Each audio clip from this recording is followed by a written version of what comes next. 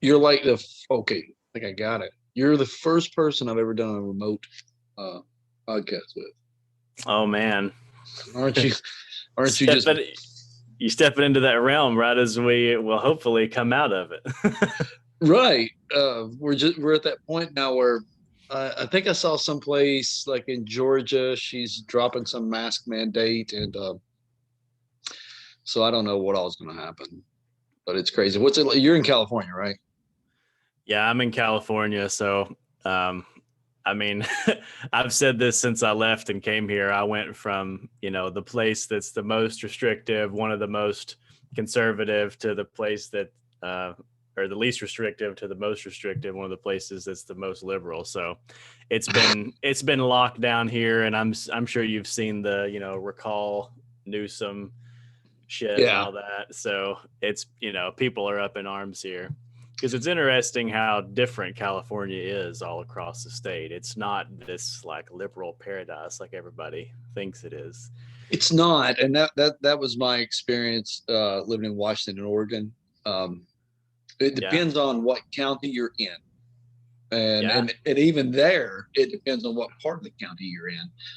Like Clark County, if you're downtown uh, around Vancouver proper, it's not as liberal as Portland is made out to be.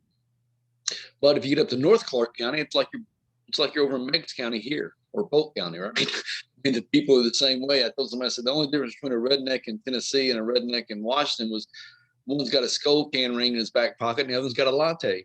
I mean, that was about the only difference. So let's get into that. How did you get out to California? So, man, I've got to get my dates right now. I guess 2 years ago now, it was the end of 2019. um, this is a long story.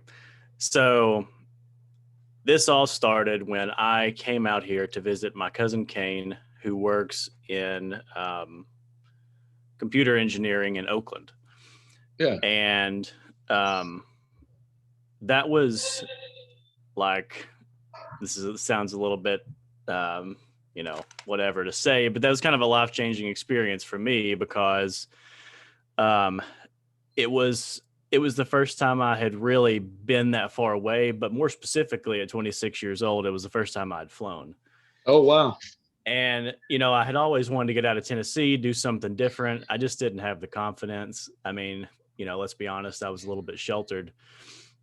And I had never, taken it upon myself to get on a plane and go somewhere and do that thing. So, um, at 26 years old, we decided to take a family trip out. There was like, 8 of us or something like that.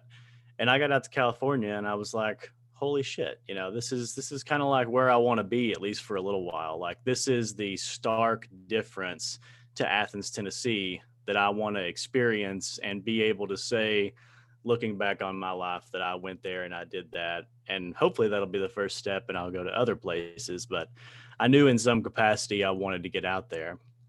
So, and I was also, I was to the point where my job wasn't really doing it for me. I have a master's in social work, but I was, just working at a technical college, kind of coordinating students. Nothing against them or that job, but it just wasn't really like meeting the needs and the desires that I had for my own career and what I wanted to do with that social work degree. Yeah. And yeah, like I said, I was kind of just restless. Kind of had got to the point where I was feeling like, you get kind of stale and you start to feel like you're just existing instead of living, and you need to shake it up a little bit. No, I totally get it. One of the things I tell my kids, or I told my kids growing up, I said, "There's nothing wrong with where you grew up. You just got to get out and go experience things." And Kaylee, obviously, she's your age. She was born in '92. You were born in '92, right? Yep. And yeah, because we had. You won't remember this. Your mom and dad and me and my then wife met at Jenkins. We had both our babies, and we had dinner one night. Good old Uh, Jenkins. yeah. Uh, yeah, you were both still babies. Um, Kaylee was the first. She did AmeriCorps, but she did a 6-month thing, where she went out for 6 months, and she basically what they did with her, they put her on a team that toured, I want to call it the Midwest, and she did some disaster relief. They worked at a children's camp. They did some building. They worked at a environmental project. So she got to travel around and do a lot. So it was really, really good for her. And she's not done anything with the scholarship. I don't know if it's a scholarship you get from it, but she's not done anything with that. But it was a overall good experience. Then, now that's what you're in, right, Grayson? You're with AmeriCorps. Yeah, so I actually have a friend, Brianna Millsaps, that is doing that program you're talking about that Kaylee did. It's called NCCC, Yeah, National Conservation Corps, something. But yeah, she just went to Iowa and got through her 3-week training program, and now she's traveling around on what they call spikes and doing, controlled burns, disaster relief, that kind of thing. that's Um, exactly what she did. yeah, so that is like under the larger AmeriCorps umbrella, because AmeriCorps is super complicated and most people don't even know what it is. You've heard of Peace Corps, but the AmeriCorps is a little less known. Right, and a lot of people, there's an organization that kids, when they get in trouble, they go to, uh, and everybody thought that's what Kaylee was in. No, she's like in the American version of Peace Corps. Is what she's doing, and even the Peace Corps is complicated. Oh There's yeah. different levels that you get involved with, but I'm trying to think of what that group is. That I can't think of it off the top of my head. But Yeah, so this program is one of their state specific programs. So it's a California state and national program, and it's all across the state. But as long as you're in the program, no matter where you're placed with usually a nonprofit organization or a government organization, you are helping them coordinate volunteers or build volunteer infrastructure like spreadsheets and databases and surveys and stuff like that if you're not directly coordinating their volunteers. So now Kaylee's was for you. All you really had to be was a high school graduate. Now yours, and if I understand the process, depending on your degree, you can go into different levels of AmeriCorps. Is that correct? Yeah. So usually it's the state and national programs that will set kind of like a higher standard for what they're looking for, because these state and national programs can have an AmeriCorps member do direct service, whereas like the Vista program, which is the big nationwide one, they don't really do direct service. It would be an injustice to say that they're like an intern, but they're a little bit more protected, I guess. Their boundaries are a little bit stricter for what they can do. But yeah, so this program I think required a bachelor's degree. And Okay. there's ones in California that aren't like that, but this one in particular required a bachelor's degree because I guess you're just going to have a little bit more responsibility on you when you're placed in the organizations. You're expected to work independently and bump those volunteer recruitment numbers up, coordinate those volunteers that are here, and work independently to meet the goals and build the infrastructure and stuff. So how did you find AmeriCorps? I mean, there's a lot of ways you could have went out to California. There's a lot of things you could have done, but what drew you to AmeriCorps? Yeah, that's kind of the next part of the story. I got back home. I was still working at Tennessee College of Applied Technology in Athens. And I started to do some research, Indeed kind of thing. I have a master's degree in social work, and, honestly, in California, social workers get paid a little bit more. They're a little bit more valued out here. Yeah. Yeah. So I was like, I can do this. I'm just going to find a job. I was finding jobs that I was qualified for or that would have brought me on and gave me some on-site training. And I actually did a few interviews. But what's interesting is, this was pre-COVID time. So they're like, yeah, just you come in for an interview. Why don't you just come up? Can you do Monday 3 p.m.? And I'm like, no, 3,000 miles away. And, like I said, pre-COVID, so nobody was preferring that you do a remote interview, Yeah. Um, Yeah. So that definitely put up a roadblock. And I was talking to some friends, at a party one day, and they were like, well, if you're trying to do something different, you should look into AmeriCorps. We have it at Tennessee Wesleyan, but it's all over the United States. And it's a pretty good way to, still be able to put something that looks good on your resume, do some networking, but also get some good job experience, especially in the field of social work, because they line up so well. They do. Yeah. So I just, I started looking, got on the AmeriCorps website, and honestly just started looking through California and applying. And, it's kind of history at this point. Napa is the hub for this AmeriCorps program. And they have a really great team up there that works really hard to recruit. And they reached out to me first. And while others did reach out to me, I was also looking at Colorado. They just had a really strong team that kind of helped me through those baby steps that I needed, since I had never done this before. And they were kind of like a guiding hand to help me. And finding housing was a bitch, just to be frank. From 3,000 miles away, I had to coordinate housing. So they helped me with that. So Napa, not to dog Napa, but that probably wasn't what I had in mind when I was thinking, I'm going to go to California and do this thing. But it was a really great experience, especially for the first year. Well, good. See, that was different from Kaylee's, is the NCC. She didn't have to worry about housing. Yeah. They coordinated all that. She just traveled around. She had some good experiences. She was in a couple of tornadoes. And then she called, I can't remember the name of the school. There's a blind school in the Midwest that Laura Ingalls, remember, from Little House on the Prairie? It was actual people. And Laura Ingalls actually went to that blind school when she went blind. And so that was one of the places that they kept her for a week, and there was tornadoes there. And because the school is where it's at in the Midwest and the weather would get so bad, they had underground tunnels in all the buildings so the kids could go to their different buildings and classes at that school. And that's where she would have to evacuate to. But she called one day, and she was talking about the thunder and the lightning and the rain, and how she went outside and they were running around and dancing and playing in it. And then she grew up in the Pacific Northwest, where we didn't have thunder and lightning. And I'm like, Haley, you really don't want to be running around out there in that. But Levi just did this. He grew up, obviously, the bulk of his life in Pacific Northwest. And last fall, he moved down here. And Levi self-identifies as a commie, right? Yeah. He's just that Portland liberal. He would go when the protests were taking place. He would go down there. He wasn't involved in any of the violence or stuff, but he's very much got a heart for activism.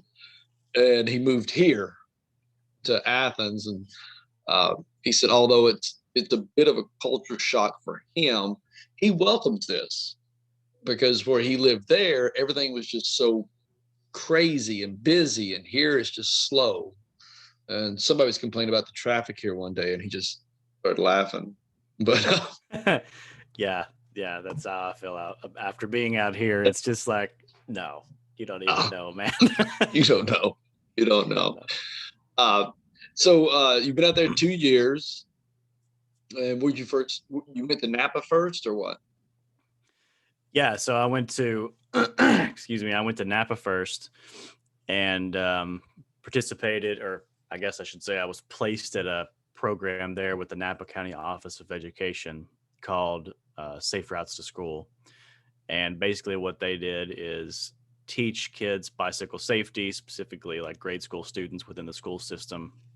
And they did that with the mission of encouraging students to ride their bike or walk to school, and therefore lower emissions, that kind of thing. Keep traffic low around the schools, because that gets busy and stuff like that. So it's a good idea. That was a really cool experience, and it's weird to think back at all the experience I had on site with people, with the students, and to think that, definitely, if not more, the last 6 months of it was spent working from home because of COVID. Well, how do you teach a kid to ride a bike from home? You don't. No. We did try, but in a lot of, we tried through, video and Zoom. But, when the pandemic first happened, the infrastructure like we're using now, this was just the natural thing to do, was just not there. You know, even in the school system, people were like, we don't know what's Zoom, you know, Zoom. Right. I mean, whoever had stock in Zoom before the pandemic, they're rich now because Zoom Oh blew yeah, if you up had and was stock little a known. year ago in Zoom, it's you drinking coffee or what are you drinking? Yeah, drinking coffee. I've got mud water. You ever drink mud water? Dude, I keep hearing about that because I listen to so many freaking podcasts and I need to try it. Yeah. Let's see. You happy with Yeah, it? mud water. It's not mine. Um, I'm downtown Athens because where I live, we get HughesNet. There's no way I would trust Zoom on HughesNet. So Creekside Massage and Yoga. I don't know if you know of it. It's a business does massage and yoga. Friend of mine, Christy Mayu, owns it. She just bought a building on the square right between games. No, it's not. If you had stock in that, you'd be rich too right now. Yeah. Well, you might be losing your ass, but you're talking about Paradise. Right, Paradise. It's between Paradise and Riddle and Wallace. She's got that building there. It used to be Ridge Outfitter. Yeah. Yeah, so she bought it. The studio, her massage and yoga studio is downstairs, and she's living upstairs. Matter of fact, I'm doing a remodel right now. I'm adding a kitchen and a freestanding bathtub up here.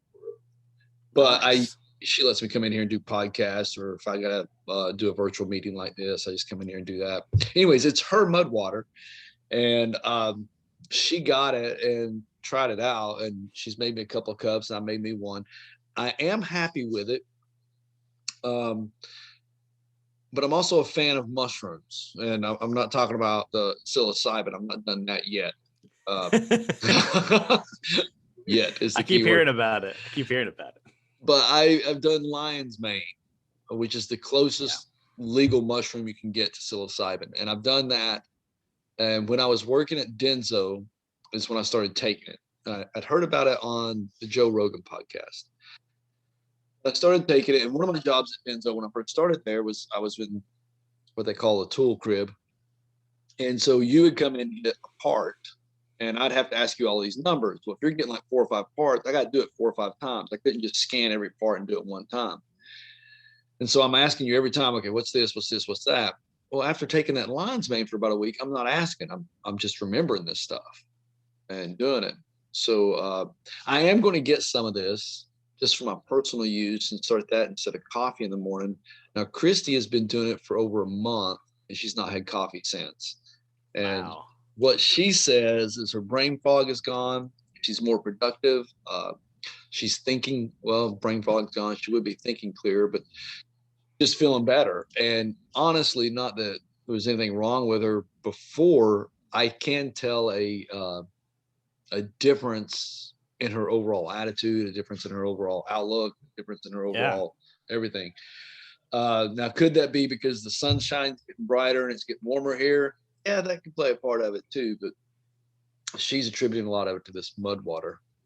So that's cool. I need to try it. Yeah, I keep hearing about mud water as a coffee alternative, and then I keep hearing about athletic greens. And if you listen to podcasts long enough, you hear about both of those too. All the top podcasts advertise athletic greens.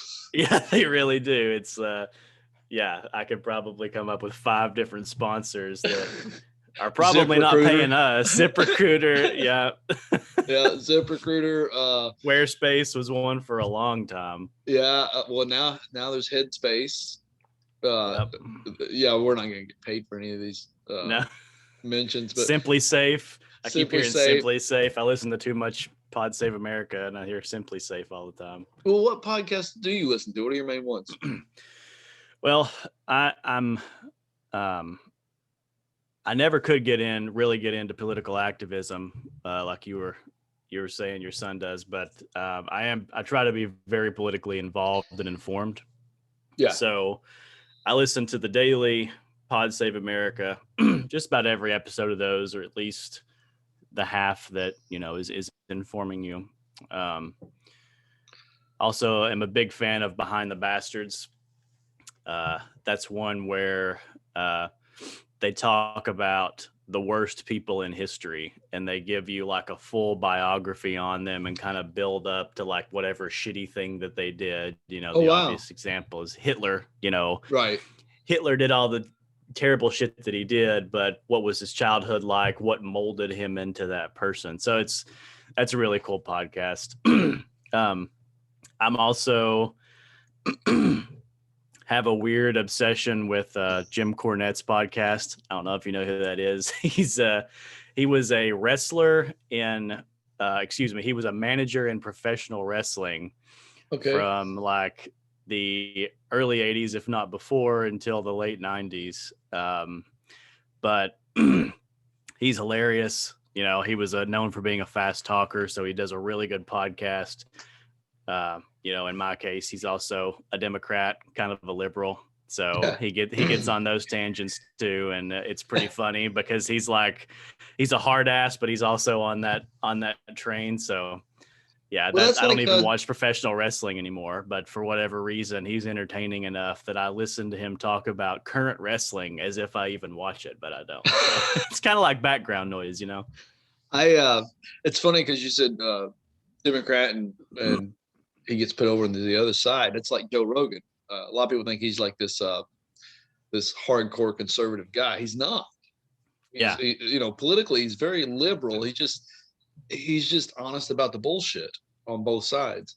There was a podcast I was listening to the other day. The Mike Rowe podcast. You know who Mike Rowe is? I do. I didn't realize he had a podcast. Yeah, it's called The Way I Heard It.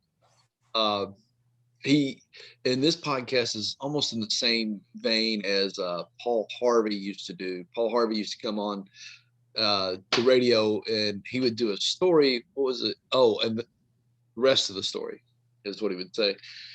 And he would do a story, but he's not telling you who the story's about or what it's about. And you're just sitting there, you get all involved. And right at the end, he reveals this is who it was. And he did one the other day, and he got to talking about a statue that's at a battlefield famous for the Revolutionary War.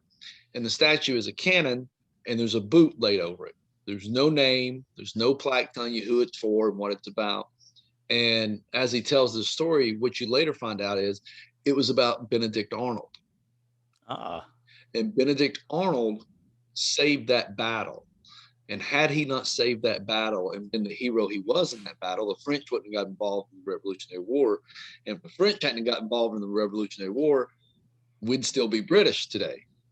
So he was a decorated war hero. What happened afterwards was the army basically disrespected him. The army basically just, so what? And he put up a lot of his own money to fight that war, and the government owed him that money back. They never paid him back. So there's a lot of things that the government and the military done. Then all of a sudden, one could argue that maybe you'd have done the same thing and been a traitor. Yeah. Right?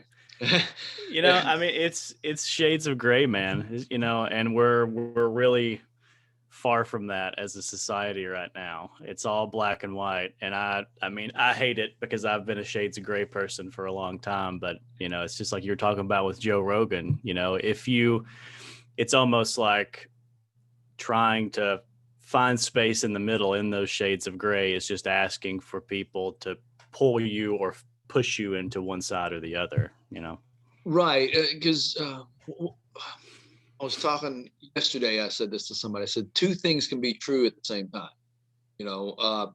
So we can agree that, this is wrong and this is wrong. We can both agree. Let's find the middle. Let's see what we can do to help each other out. And the problem is people get pigeonholed. If you don't agree with me, you don't deserve to live, or you need to be canceled and shut down. I got a problem with that. I think it's going to work itself out. I mean, I've been on this rock in this spacesuit hurling through Earth long enough to know that things will work itself out.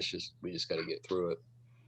Yeah, the bubbles are interesting though, because I mean, as I started to change and, I always look at my,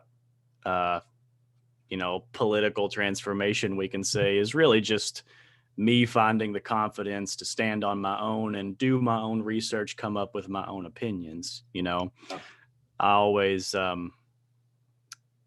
give credit to my grandfather, or my papa, as I call him, Paul Pierce. He wanted me to stand on my own and be politically involved and have my own political opinion. And I'm so thankful for that. I don't think that he expected me to go the opposite direction and find my way towards the exact opposite of what he believes. But I always credit him for, he's the one that told me you need to register to vote. It's not something that you need to, mess around with. Like, that's your right. You need to do that. And you need to be politically involved because, in his case, he was rolling Fox News all day, but these people that they're talking about matter and they represent you. So, yeah, I mean, I definitely, because it's funny, like with me and my political views, people will, well, I mean, even like women I've dated long term, they've told me, people have asked them, was he a Republican or a Democrat? I don't know. I don't know what he is. He's got some views over here that are, that would fit in the liberal vein. And he's got some views over here that would fit in the conservative vein. I don't know what he is. But I don't vote. I stopped that a long time ago. I just got to the point I was like, because where I lived, I knew what I was going to vote, and I knew that there's no way that it was going to win. Because the way it works in Oregon and the way it works in Washington, and I know it works that way in California. If Seattle votes one way, it doesn't matter what the rest of the state votes. And in Oregon, if that Portland metro area votes one way, it doesn't matter what your vote is, because that's what's going to carry the day. So I just thought, okay, I'm not going to do this anymore. And I mean, I hate to hear that, but I could, like I said, some people would jump on your ass and say, "What the fuck's wrong with you? You need to vote." I took Amtrak back to Chicago, and then when I came home for the holidays and flew back to Nashville, and there's a guy, we met a bunch of people on the train, trying to keep our distance with COVID or whatever. But, there's this one guy from Denver who was, he had a bottle in his hand the whole time. Amtrak's a funny place, but he was drinking the whole time. Yeah. And then we got a conversation. This other dude was like, "Oh, I don't vote." And this guy was a vet, respect to him, but he went off on this dude, and he was a little bit drunk, but he was giving him hell. And I was like, dude, just leave him alone. You're not going to change his mind being an asshole to him. No. But people get pissed about that. But then there's also people that absolutely believe that your vote doesn't matter, especially if you're the outlier, the anomaly in a heavily red or blue state. And, right. It goes back to our voting system is pretty fucked. I mean, it is. The system's not set up for your vote to count, unfortunately. Well, I think it was Mark Twain that said, if your vote counted, if your vote mattered, they wouldn't let you do it. That was Mark Twain. And I did catch hell over it. The guy that was running for the state Senate seat here, Mark Cochran. Yeah. A nice guy. And when he was running, I think it was his brother-in-law was doing his campaign, and he was over there with Sounds of Summer. And he was over there talking to me. "So you're going to go out and vote for him?" I said, "Dude, I don't vote." And I said that Mark Twain quote because I'm just trying to be jovial about it. I don't want to get into this theoretical discussion. Yeah. And he did get kind of upset. And I finally said, "Look, yes." What was it? He said, "No, this is your duty as an American." I said, No. Let's go back to the Constitution. If you're going to support a guy that's running for office, let's go back to the Constitution. This is my right, not my obligation. It's my right. I have a right to vote, just like I have a right to own a gun. I'm not obligated to own a gun. Just like I have a right to free speech, I'm not obligated to exercise that free speech. So this is not an obligation that I have to do. And I said, and I got to go over here. I walked off. And look over there. Yeah. I don't want to have this discussion, but and I do think it's important. I mean, if we didn't have votes, Harry T. Byrne up here in Nyota is the one that cast that vote that ratified the 19th Amendment that gave women the right to vote. I do think voting is important. I very much do. It's just I don't want to take my time and get involved and They just don't want to do it. And maybe it's because it's just so politically charged. Is that the word I'm looking for? Probably. But Well, I mean, there's a lot of, I don't know if bureaucracy is the right word, but I think that you know what I mean when I say that. There's a lot of bureaucracy involved in voting. With the electoral college and everything. It seems like we're at a point now where the electoral college, on the national level, of course, is kind of like it's an unnecessary thing. Why is it that we don't count the popular vote? oh, Um, I can tell you why, and I'm a fan of the electoral college. If anything, I would say expand the electoral college to the state and local level, because, like I was saying, in Washington, if King County voted one way, it didn't matter what Yakima County. King County had enough votes because they're on a popular vote system. King County's got enough votes that is going to go through. mhm. Now, if they had that broke down to electoral college style on the state level, then the politician doesn't have to stay in King County, doesn't have to win the voters of King County. They got to worry about the voters out there in Yakima and in the Tri-Cities and in the northeastern part of Washington. Nobody ever hears about those counties. Votes in add up. That was where Trump won in his election. He counted those votes in those states that the Democrats typically just didn't even worry about, where Hillary was going for the popular vote. And that's what somebody told me. They said, well, she won the popular vote. Well, that's not the game we were playing. The game we were playing was the electoral college vote, which he had to go out to that Rust Belt in the Northeast, Michigan, Ohio, those places. He had to go out to the Midwest to get those votes. He had to go out to these places and pack up and get his message out and get these people behind him.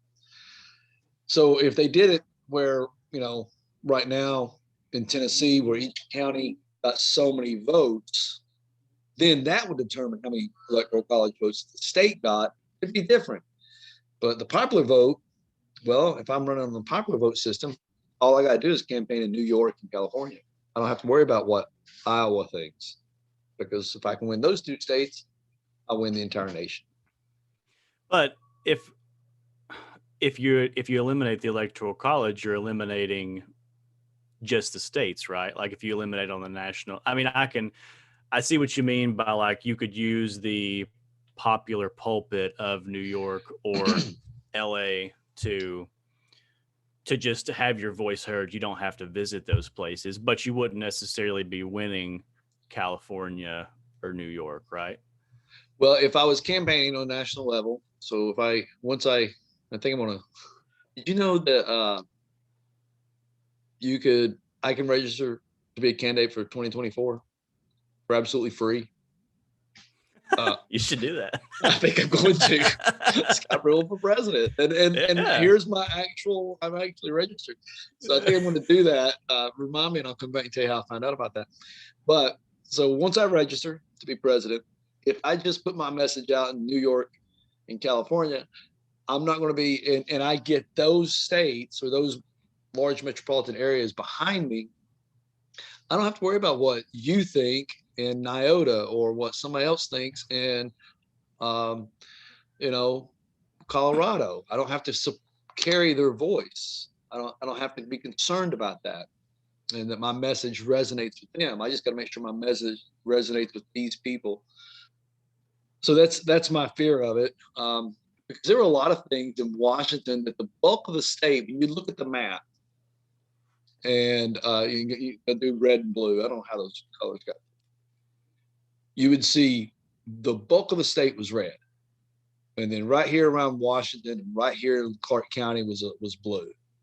So the bulk of the counties in the state wanted one way, but because these are the most populated places, it went that way, and that became a problem when I lived in the Yakima Valley, because it's a huge agricultural situation, and they rely a lot on irrigation, and a lot of irrigation comes from the snowpack off of Mount Rainier and Mount St. Helens and stuff like that. Well, there was an environmental issue going on, And the people in Seattle voted for some really heavy restrictions that were harming the farmers in the Yakima Valley. Uh, well, the people in Seattle don't have to worry about irrigation. Their livelihood's not dependent upon it. So Yeah. yet they got to speak for these farmers who are very much have a vested interest on protecting the environment, a vested interest on protecting the water, but they also have a vested interest in relying upon the water. Mm-hmm. So I guess that was when it came to light to me. I'm like, why should they have a vote in what these people need? Yeah. It's in, when those are all really good points. It seems like when you put it like that, we could almost use the electoral college on the state level. Right. And I still think that the popular vote would be better on the national level. So that would be interesting to flip flop those because, you mentioned that that's not the game we're playing. And whether it's naive of me or not, that's what bothers me is that it's became a political game, Oh, down to the T. And of yeah. course, it's always been like that. But Yeah. the fourth wall question is, do we have to play that game? At least on the national level, is that still useful? Because you're voting for someone that represents the entirety of the country. And, I'm not going to avoid the fact that if it was a popular vote, from the past 20 years, Democrats would have won the popular vote almost every time. But still, if you have the majority of the country by the people that are voting, which, not all of America votes, winning a seat, then I think that person should be the one leading. Well, to your point, if we went back historically and said, okay, whoever got the popular vote, who would have won? What I would say is those candidates would have campaigned differently. That's true. That's very true. You don't know if we would have went back and said, well, Al Gore got the popular vote, well, George Bush was going for the electoral college, but if George Bush was campaigning to win the popular vote, we don't know how that would have turned out. We don't know what would have turned out with Trump getting elected. If he'd have been campaigning for a popular vote, his campaign would have looked differently. Yeah.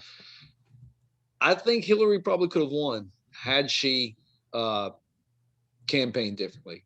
And I'm not, I'm just a guy in downtown Athens, talking into a cheap microphone. But there were plenty of people after she lost that election said the same thing, that she probably could have won had she campaigned differently.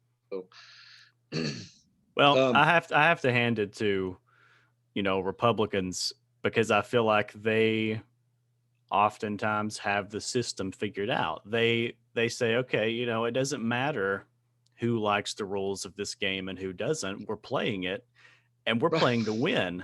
And that's what they've been doing, and that's why, to your point, I think that Democrats have we'll say a larger worldview or a different perspective on it. You could say that they don't like the game, so therefore they try not to play it. But if you don't play the game with the rules we have in place now, does that cause you to lose? Because is it even worth saying you're going for the popular vote until you're winning by winning the popular vote? You know what I'm saying? No, I do. I think a lot of people at that level, it's an ego thing. I want to have the popular vote. So that way, if I lose, I can at least come back and say, well, I got the popular vote. And if I win, well, I got the popular vote and I won. There's an ego thing, but you don't get to that level of politics unless you've got an ego. You got to have some sort of ego and narcissistic view of yourself to get up there. And to, why you would even want that, I don't know. It's coming from a guy who's thinking about registering to run for president. Well, unfortunately, I should get your dad to be on my chief of staff. Yeah, good luck with that. Fear the beard. You can put his face as the campaign slogan, right? But that with any elite, I won't say any, with a lot of leaders that I've found, that's the case. You have to have this ego, and it's ironic because having that ego is almost what gives you the confidence to lead and to put yourself in front of people. But it also is kind of what makes you a shitty leader. And it's where most of your flaws as a leader come from. There's definitely a balance on that. And I don't know how much leadership books you read, but there's definitely a balance on that. And that's where your team comes into play. For example, I listened to a lot of podcasts and stuff. And one of the ones I was listening to was the guy was doing a comparison of Moses and Aaron. And he was talking about how Moses was a man of the law. It was black and white. You do this, you don't do that. Aaron was more the peacemaker. And he was the one seeking compromise, or the lesser of the two evils.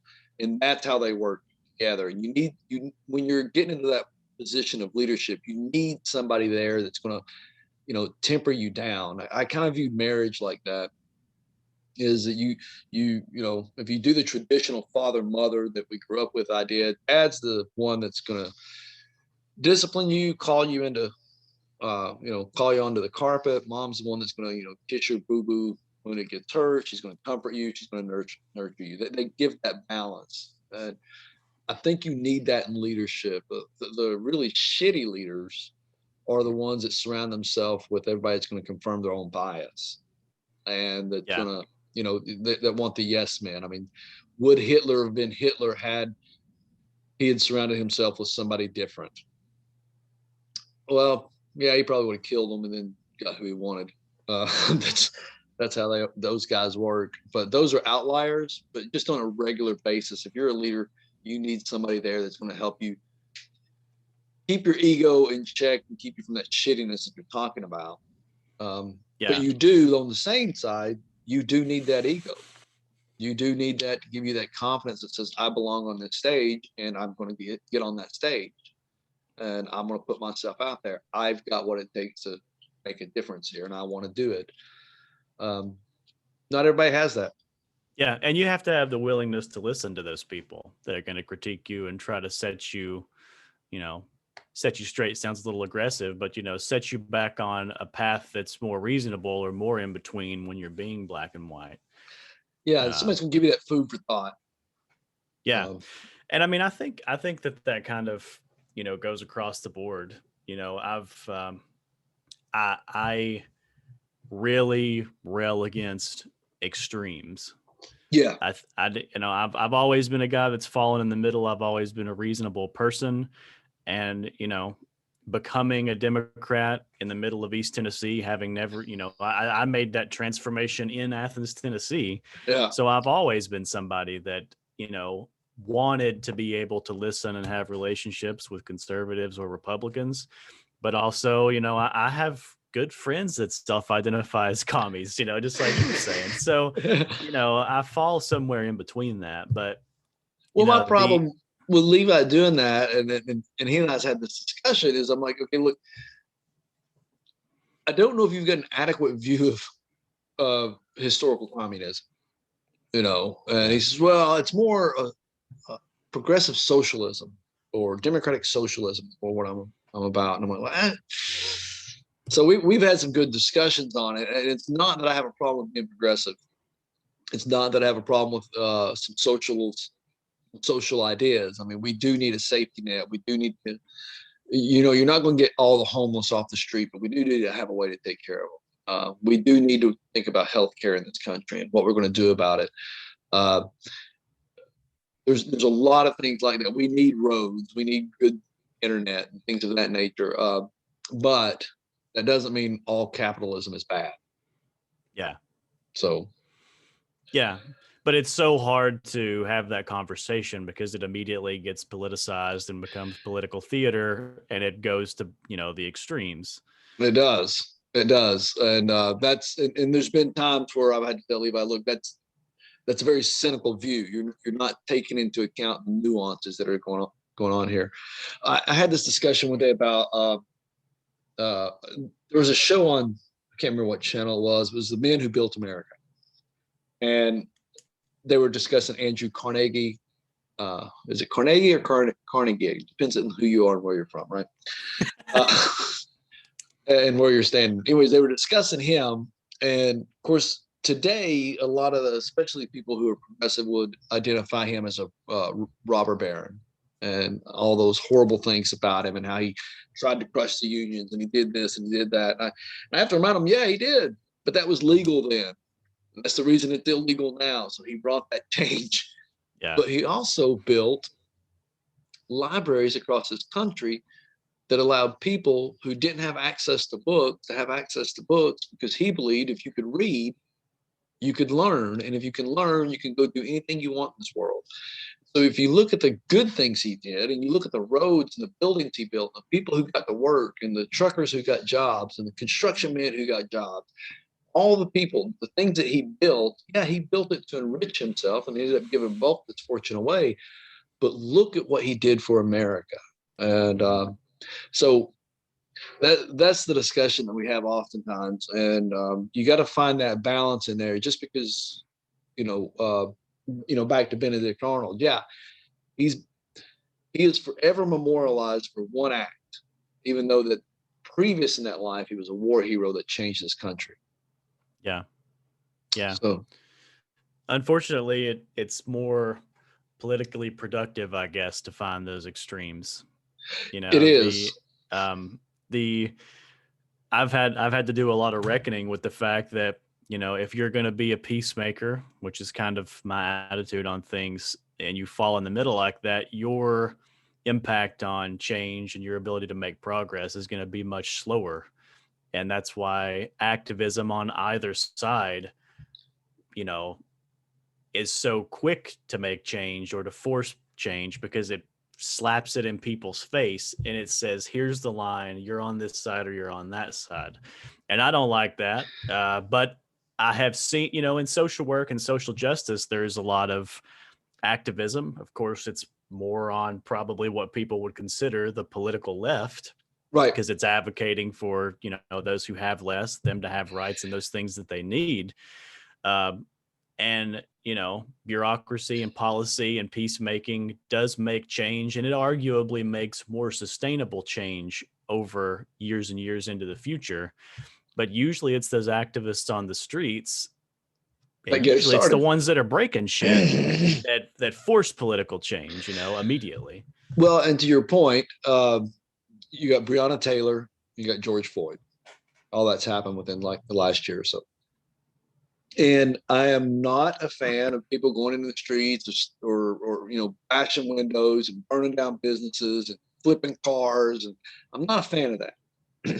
However, had that not happened, Kentucky would not have banned no-knock warrants. That's how Breonna Taylor got killed. Had that not have happened, Kentucky would not have banned no-knock warrants. Yep. Had the riots over George Floyd not have happened, we would not have had some of these discussions that were or changes that's taken place in the police force. That wouldn't happen. Yep. I started to try to guess his name, but I don't want to do that. But there was that young man down in Georgia. Those three guys tried to arrest him and ended up killing him. Had those riots that took place after that not have happened, Georgia would not be getting rid of the fact that the law that allows citizens to make arrests. Yeah. So to your point, you're absolutely right. I mean, had we not, had the Boston Tea Party, I mean, that was the exact same thing. It was a violent protest. And so you got to look at that and say, okay, we wouldn't have had these discussions. It would have just went away and would have been talking about something else. And there were probably people there at the Boston Tea Party that were like, what the fuck, guys? Like, we needed that. I mean, could we have done that a different way? Could we have talked? Are we at the point where we could have talked? And they, people were pissed, and it got stuff done. It does. And, so I support activism, but when all this was taking place, I was still at Denzo, and somebody said, well, but Martin Luther King did blah, blah, blah. No, he did not. What made the change there was the exact same thing, but on the other side. The cameras were filming the police taking dogs and fire hoses and to these peaceful protesters. So it was the exact same thing, but in reverse. So had the police not done that, and had the cameras not been broadcasting that nationwide, the things that Martin Luther King was preaching would have taken years to go through. So it was that violent protest on the police side or white America side at that time, or the Dixiecrats, it would have that were doing that violent protest. So that's where I do agree with you and my son and a lot of people on that side. It's not that I'm advocating, hey, let's just find a reason to go break shit and tear shit and burn shit. But yeah, sometimes we need to rise up and say, hey, enough's enough, and we're going to prove it. I mean, that happened here in downtown Athens. Yeah, you're right. Yeah. I mean, I think to your point though, you do need both sides, you know. I mean, when everything with the police riots and stuff were happening, you know, the term ACAB came out, all cops are bastards. Yeah. And as a middle of the road guy, as a, you know, what I consider a reasonable person or a skeptic, I was like, that's not right. Like, I know people that are cops, they're not assholes, you know. And I mean, I had some debates with some friends in one of my group chats about it, and you know, they were very, very, very, very left and very gung ho about it, and they were like, "No, all cops are bastards. It's how it is. It's how we're doing it. It's what we're shouting." And I was like, "Okay, but like, they're not." And I think that's my thought is, you are never going to convince a Republican in Athens, Tennessee, where I'm from, you're never going to convince my dad that all cops are bastards. And I think, you know, there's so much you have to go through to get to what the actual sustenance is of that phrase. You know, you have to say, okay, first of all, you think of bastard, you think of asshole or whatever. And that's not what the acronym is actually saying. It's saying literally they're bastards. They are illegitimate children of a broken system. All cops are bastards. All cops are victims to this broken system that they work under, that needs to be changed, revolutionized, and basically just updated. And it's like, okay, well, if you start talking about, you know, updating the police force, updating policing laws, updating policing policies, and the way that police officers are trained all across the country, you know, et cetera, et cetera. Now you're having a more middle of the road, reasonable conversation. But, you know, you have to acknowledge that all cops are bastards is much more aggressive. It's much more impactful. And whether you're for it or against it, it pisses makes you the off. discussion.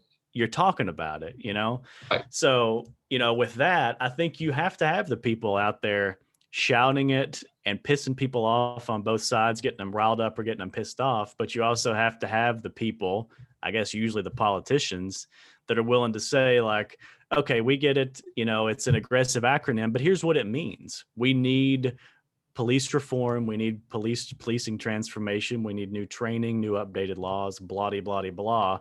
You know, you can see it. You can see those extremes as a way to start a reasonable discussion, I guess. Right. I agree. The right needs the left and the left needs the right. Yeah.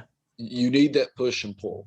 And because it brings in accountability, and it brings in, it doesn't allow this extreme view to take place. Although that extreme view will pop up, it'll share its head, but it pushes you back to where we can find this compromise. There's lots of examples in American history, not just in this last few years, but throughout American history, where we've needed that, and we're better off for it. As a country, we're better off for it. So no, I totally agree with you. What other podcasts are you listening to? I'm a big fan of WTF with Mark Maron. I don't know if you listen to him, but he's really good. He kind of just has people on, celebrities, different people, and he just talks to them, you know, kind of like we're talking now. He's he got famous for being in the movie Almost Famous. And okay. He did some other stuff from that movie. But yeah, he's really good. WTF is a good podcast. I'm also a huge nerd. Okay. Yeah, I know. I was going to ask you about the D&D. Yeah, so my brother got me into Dungeons and Dragons, more specifically just tabletop role playing in general. I guess 5 or 6 years ago now. And yeah, I played that in middle school, and it kind of fell out of fashion. I got involved with some other stuff, never came back to it. But it's funny how much it's risen back into fashion now. Right. You know, right. Stranger Things definitely kicked it off, but I think just the allure of nerddom in general, with Marvel and Star Wars and everything kicking back off, has really brought that stuff to the forefront. But, Critical Role is a really famous Dungeons and Dragons podcast. It's got a bunch of Hollywood voice actors in it. But There's one a that I guy, really listen, like is Not Another D&D podcast. That's a really good one.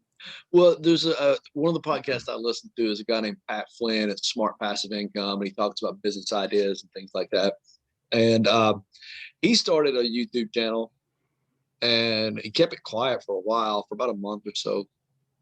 But it's all about Pokemon. And he had been he had been on vacation in England with some friends, and their kids, they went and bought Pokemon packs and sat down with their kids and opened it up. And he said, I was just sitting there watching them. This family was having so much fun. And he said, I remember them as a kid. So he got some, and him and his kids started doing it. And so I think his YouTube channel is a Deep Pocket Monster. Deep Pocket Monster. Pokemon means pocket monster. And Oh so yeah. that's what he does, is he's got this and he just started it. And he's by no means one of the biggest ones on there, but so if you're into Pokemon, there's your one. Yeah, I'll check that out.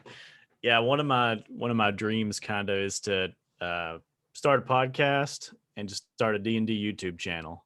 Yeah. And I'm really, just by putting out the energy of, hey, I'm a D&D nerd, just everybody I meet, they all fucking know that I love D&D. Doesn't matter who it is. But, it's kind of gotten me some cool opportunities.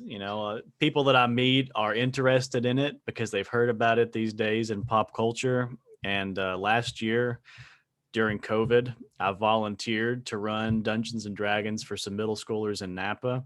Oh, wow. And now that's coming back around as a paid opportunity, Nice. So, and that really plays into another dream that I have, which would be to like start a foundation or a nonprofit for Dungeons and Dragons with teenage and younger kids to help them rehabilitate.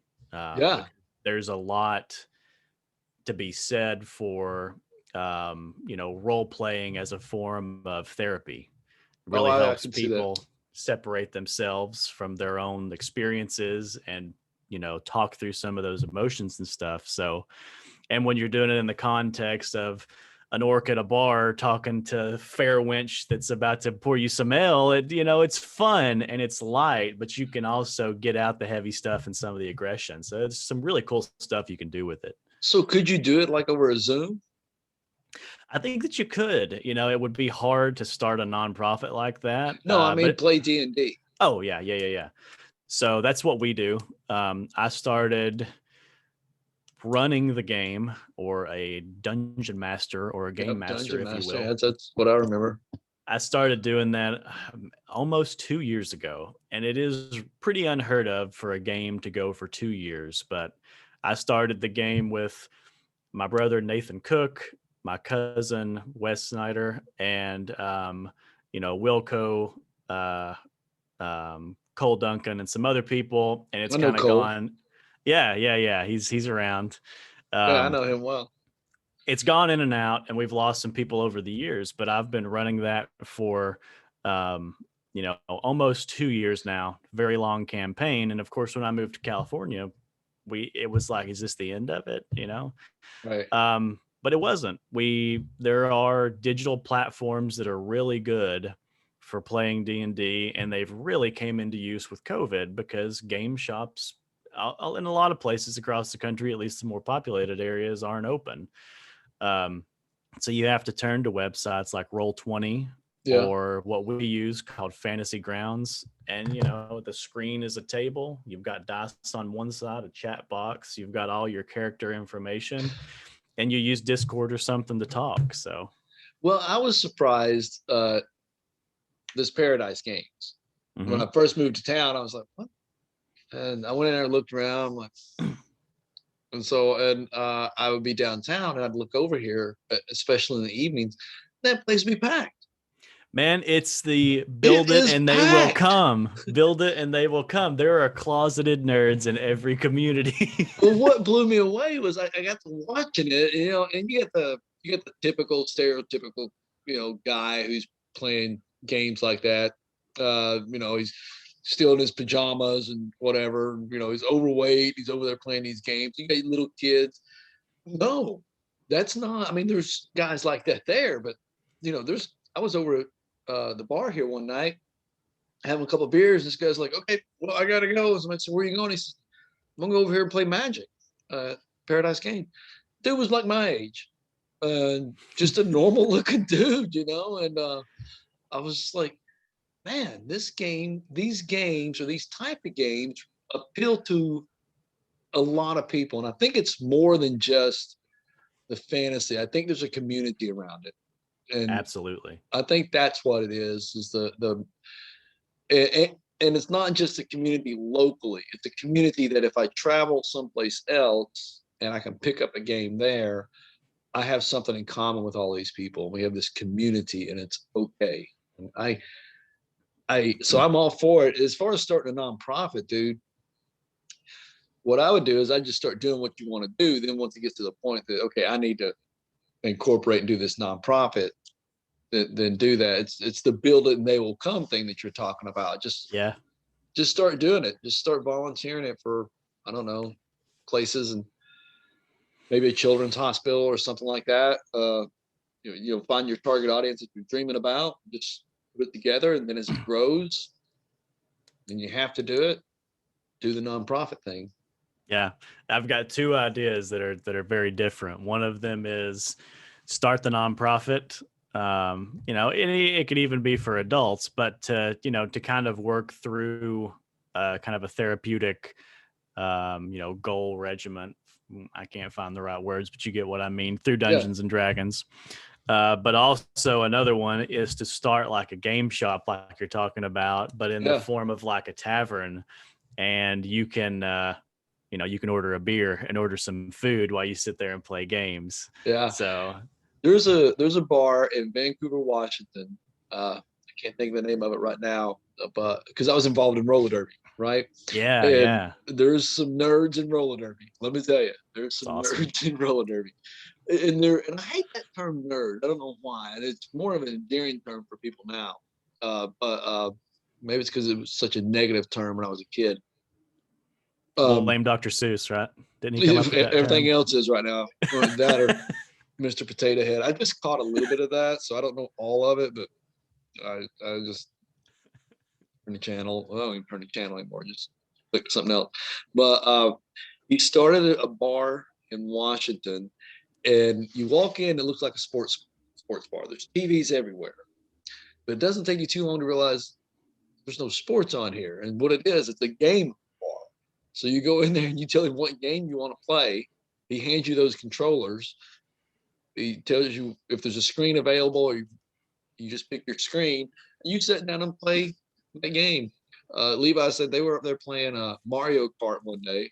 They're just sitting in the bar playing Mario Kart, and you just get all these games. And he'll stream like a roller derby events. And they'd have like the Rose City Rollers would have a big bout coming up because they were national level.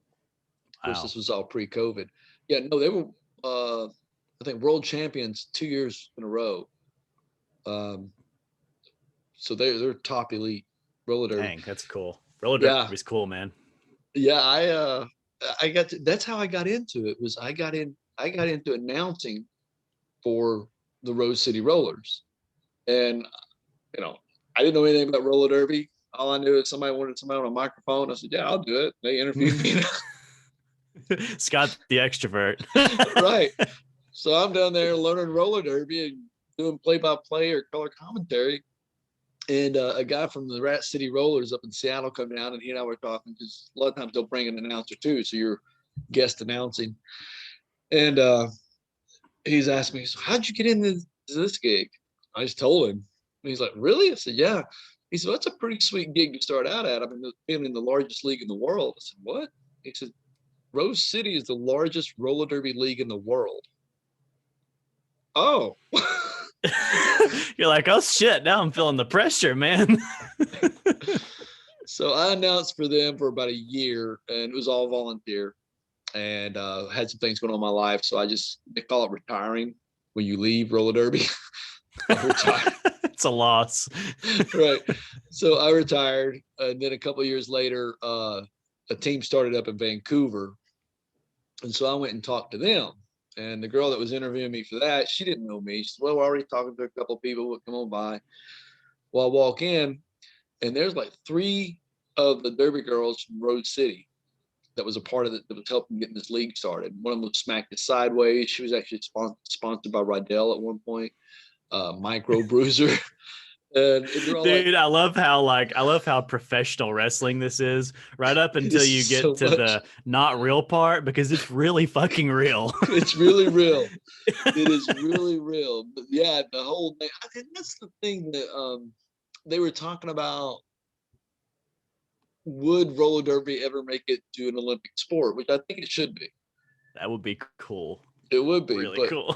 in order for it to do that, I think they would have to drop these names for people to take it more seriously. Because when I'm sitting there and I'm talking about, yeah, Liquor and Split come up to Ophelia Mellons and did this, people's like, what? So I think they went back to normal names and started using normal names instead of these character names, or these personas. It would probably be taken more seriously on channels like ESPN, because they're not going to get up there and start calling these names out. And that's been. Well, I mean, my question would be like, if they really want to embrace that, I mean, think about professional wrestling.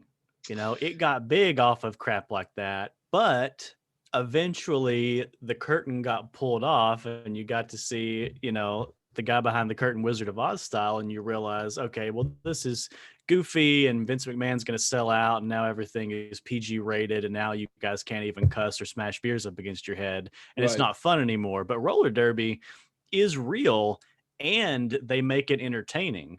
So it blows my mind that, UFC's real and they try to make it entertaining. They try to add drama to it all the time. Right. And it's on the national stage, it's on television. Why do you think roller derby is not more popular than it is? Why do you think it's not picked up by some of the bigger networks? Well, part of it is you go back into the 60s and 70s, and roller derby was more WWE. Uh-huh. It was more scripted. I mean, they had to roll banks. The girls are grabbing people off by their hair and throwing them over the rails. They were drop kicking them in the middle of the track. It was more just like that. And so when a lot of people hear about it, who's from that era, that's what they're thinking about. They're thinking about the Bay City Bombers. They're thinking about all those old leagues.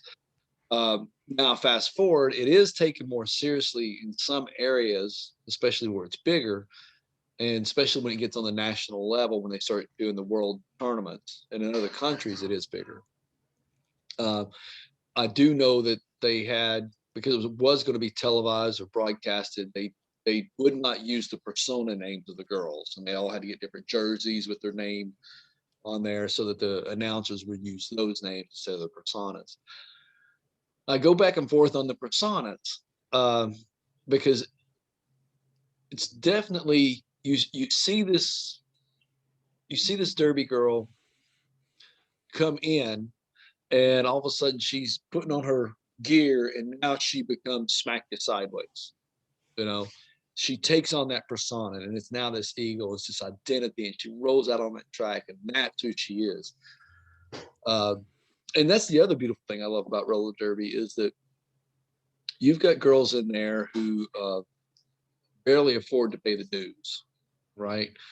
And you've got girls in there who have PhDs.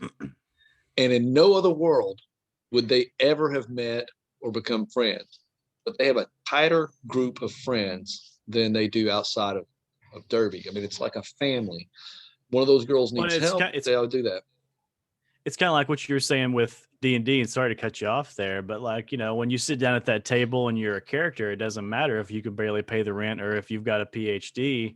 You have the camaraderie of these people around you, and you're in this world, and everybody is the same. When they personify themselves and get into character and then step out on, doing the roller derby thing, they're all equal and they're all in this together. And, it also, the veil of all that, of that persona, probably also helps some of them amp up to be more aggressive and to get kind of their head in the game, you know?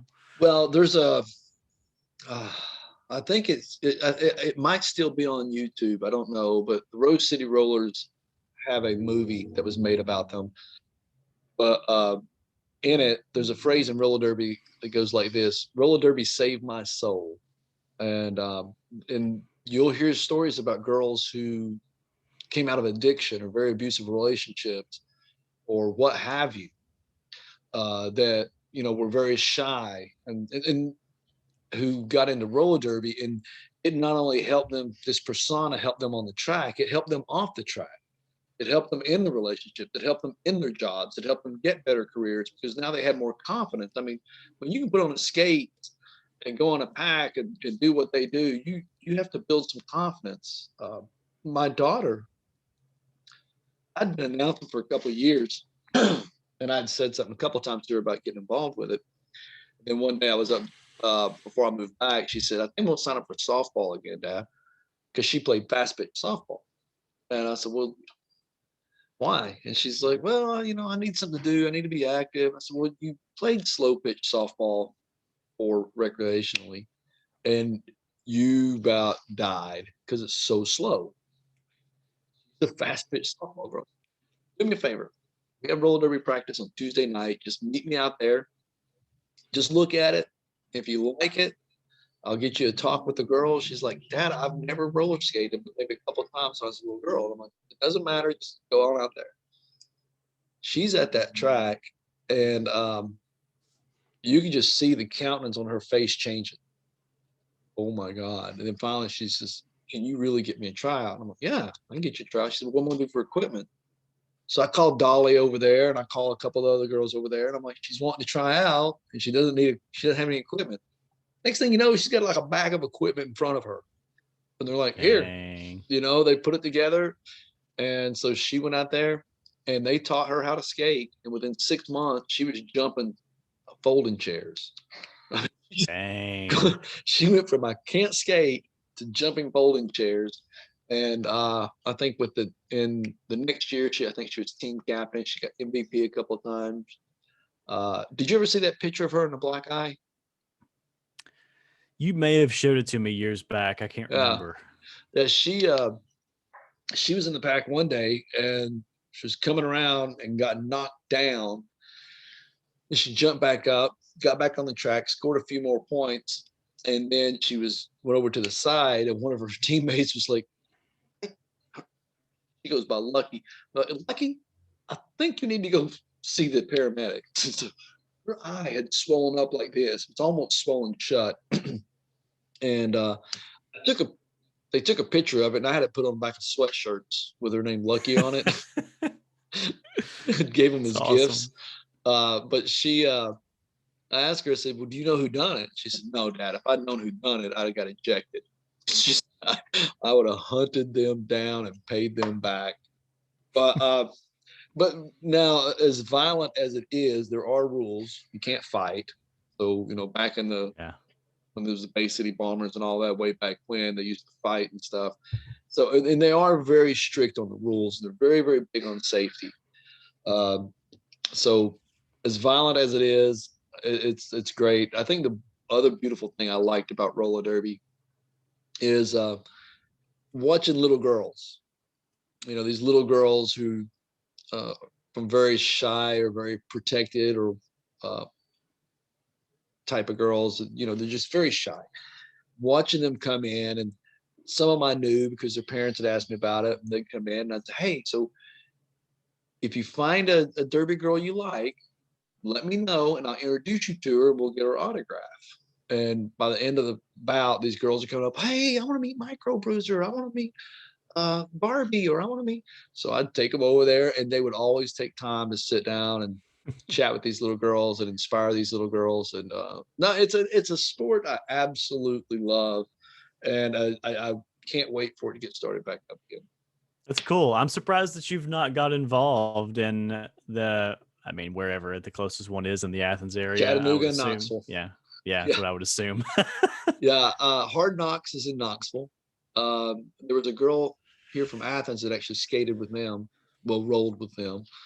and Chattanooga roller girls. I did go down to out there. The the hard thing about roller derby to get into, what makes it hard for a guy to get into it is, and I lucked out.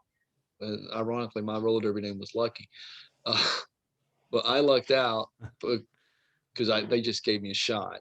But any guy that's involved in women's flat track roller derby is usually dating someone or married to someone that's involved with roller derby, or he's Gotcha. involved with the men's roller derby and he's volunteering with the girls roller derby. I'm an anomaly. How I got involved with the only reason I was able to get that head announcer gig in Vancouver was because the girls from Road City spoke up for me, and I got the gig before I left that night. So that's what makes it hard to go down here to Chattanooga and say, "Hey, I'm Lucky Van Tucky," or whatever my derby name would be here. I'm not known, so Yeah. I'd have to go down there and volunteer and do a bunch of things, and an hour away isn't something I just want to go volunteer 2 or 3 times a week. Yeah, that'd be a lot. Somebody said something about starting one here in Athens. See, and it is a high school sport in Texas.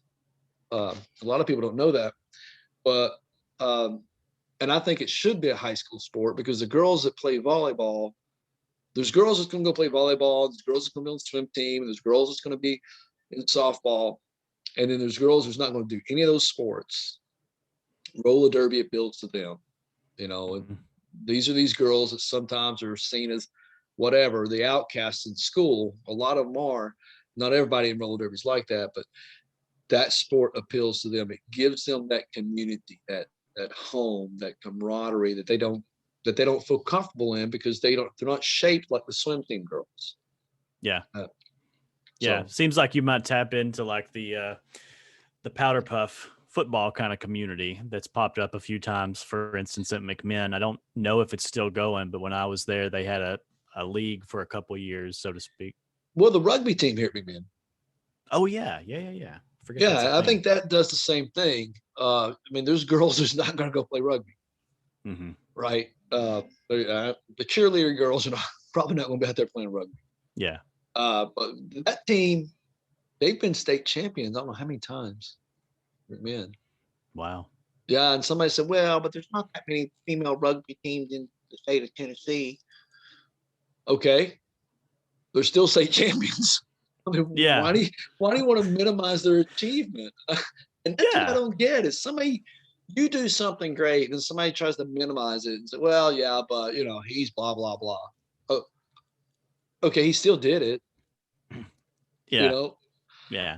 a friend of mine, there's a national contest with yoga, a yoga magazine, and if you answer like 3 short questions, you have 3 short answers to 3 questions, submit a couple photos, and if they pick to feature you, then there's like a $10,000 award, and you get featured in this national magazine.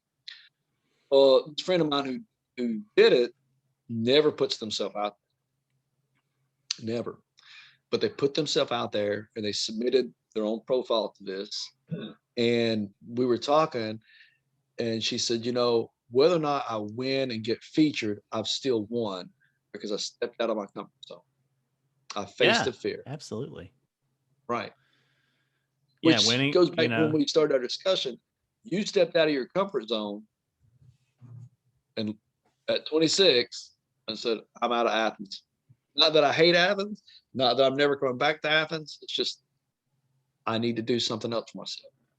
Yep. And, the first step to that, I think, was having to get to a point of confidence within myself where it didn't matter the expectations around me. It didn't matter what everybody else wanted me to do. I needed to find a way to walk my own path and do what I wanted to do so that just for me, only for me personally, I could feel like this was a win, getting on that plane, despite everybody telling me that it was a bad idea to leave my full-time job. It was taking a step back. I wasn't going to be able to make it. California is expensive. I felt like technically getting in the car, but I remember the day that my mom had got in her rental car and was going to go back to the airport to fly back to Athens. We had just drove across the country, got to Napa, spent a few days, and she was leaving. It's early in the morning, it's dark, and I'm giving her a hug. I've got a selfie of it. She's crying, of course. Right. She gets in the car and leaves, and that's a heavy moment for me. But as soon as I turned around, took that first step back in the house, it felt like a win, because that was the cutoff point. The hero's journey, that was taking the step out of your comfort zone into the unknown. That was me in the Marine Corps. Yeah, that's awesome. No, I weighed, when I got to Parris Island, I weighed 129 pounds. And so I'd always been real little. I'd always been little. I had a fat phase a few years ago, but I've always been real little. And everybody told me I couldn't do it. And when I was leaving to go to Parris Island, no, there's still time. You can back out. You don't want to do this. You're not going to be able to do it. Marine Corps is the toughest branch in boot camp, blah, blah. I had all these naysayers. And one day my dad said, he was trying to talk me out of it. I said, Dad, I got something to prove. He said, you don't have anything to prove to anybody. I said, no, I got something to prove to me. And, getting on that plane, meeting that Marine and at the airport in North Carolina, getting on that bus. I mean, these are all steps. Getting on those yellow footprints, walking through that portal for the first time. It was a huge step, and this is one of the reasons it bothers me. And I'm not the only veteran. We all got different reasons, but I don't like it when people say, "Oh, thank you for your service." I didn't serve for you. I didn't serve for this idea of flag and country and patriotism. That's not why I joined the Marine Corps. I joined the Marine Corps because in my mind, if I could walk across that parade deck with an Eagle, Globe, and Anchor in hand, then I'm never too little to do anything, and I can do what I want in life. And so that was my stepping out into the unknown. Matter of fact, 30 years ago today, I was in combat. Wow. Yeah. That was a sobering thought yesterday. One of the Marines I was with posted some pictures. March 5th is when we started the attack, breached the minefields. And it was about 100 hours of combat, so we'd still be in that. I'd be taking artillery and mortar fire today. That's what I'd be doing today. Man. Then tomorrow we'd be pulling up onto Kuwait, Kuwait City. Yeah, we're pulling up to Kuwait. Our original orders were to go into the city and take an airfield, and they stopped us right outside this road because the idea is if you corner a dog, it'll fight. If you give it away to run, it'll run. Well, it ran, and the battle that ensued there got Schwarzkopf and Colin Powell and George Bush and a lot of them into some deep water. You can Google it later. It's called the Highway of Death. But it's I wasn't engaged in that fight. We were that was more mechanized and air power than it was anything else. But I was there. It was loud. Yeah. So that's what it was for me. Well, I know this is a big question, but how do you think that changed you? Because I mean, I know that there's veterans that go into the service and never see combat, and you went into the service and you saw some pretty damn significant combat. I mean, yeah. I tell you one way it changed me. I live every day. The night before we left, the night before, we're still waiting on the final order is whether or not we're going to go, and we're all staged up there at that line. And they gather us together for a briefing, and they said, according to the combat estimates, 80% of you will not be here tomorrow at this time. Wow. So you're like, oh. So it's kind of like after that, every day's even though I've got dark days, I've got, there's been some times I've battled depression. I don't think it's a result of that. I don't know. But I always looked at life like I should have been dead 30 years ago. And so for the last 30 years of my life, it's just been, a gift. Some of it sucked, but, you know, But when you're looking through that lens of it being a gift, even the shitty days are right. meaningful. Yeah. Yeah. I know that there's one of the podcasts I listen to. He's there in California. He's a former pastor. His name's Rob Bell. And he was talking about the books that he had written. And one of the books he held up was his first book. And he's like, would I have written this book today? No, I'm not the same guy as I was today, but I love that guy. If I had not been that guy, I wouldn't be this guy. So if I hadn't gone through the shitty days, I wouldn't be here today with the perspective that I have on things. Or, the perspective I have on things, or with the ability to set back and say, okay, maybe there's more to this story than I thought, because that shitty day taught me there was more to it than I thought. Yeah. So yeah, but I think it changed me in that manner. But I don't know. I mean, I finally, because some people finally convinced me to get in touch with the VA. So I've actually got a meeting with the VA on the 16th to determine if I've got PTSD. Mm-hmm. So a lot of the people who don't have degrees in it, not a lot, there's been a few of them like, oh yeah, you absolutely do. And one friend even told me, they said, well, look, think about it this way. Even if you don't have it from combat, you've got it just from being a Marine, because they changed you.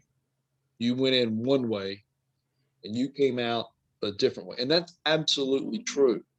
I mean, just from the psychological standpoint of what they do, is they build in to you this ethos that you're part of this. You're standing on the shoulders of Marines before you, and there's Marines going to stand on your shoulders. I mean, you walk into a bar and you got two guys from different eras. They both find out they're Marines. Next thing you know, they're buddies. My Air Force buddies, my Army buddies, my Navy buddies, they don't have that same camaraderie. And they tell me that. I said, I see that among Marines. There's something different about you guys. Yeah.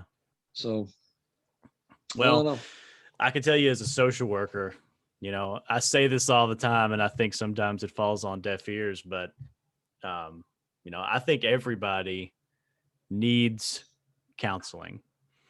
And, the thing is there's always something to learn. And we are creatures that, in order to stay stimulated and in some ways stay young, we need to learn throughout our lives. And, counseling doesn't have this masculine appeal, and it gets a bad rap from people that think they can take care of themselves. But I mean, counseling is really just learning about yourself, It is. And I am in counseling. Part of this, the VA is like, hey, we want you to start some counseling anyways. And then you got this other thing coming up for an assessment for PTSD. But in the meantime, start this counseling. And the funny thing is, I have one friend who knew about it, and it's just because I just hadn't come up with anybody else. And I'd had an appointment, and so I was at the bar, and there's a bunch of other people there. And she's like, so how was your day? And she was covertly asking me about how I thought my counseling session went, without announcing it to everybody that I'm in a counselor. Yeah. And so she's been polite. And I was just open and told her everything about it. She said, well, I didn't know this was public. I said, well, I've no reason to be ashamed of it. I have no reason to hide it. I mean, and I guess that comes back from when I used to be in the ministry. I studied a lot about counseling, studied a lot about therapy.